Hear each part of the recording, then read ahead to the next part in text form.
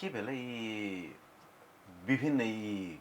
दू तीन दशक में, पिछला दू तीन दशक में विभिन्न किस्म के जे राजनीतिक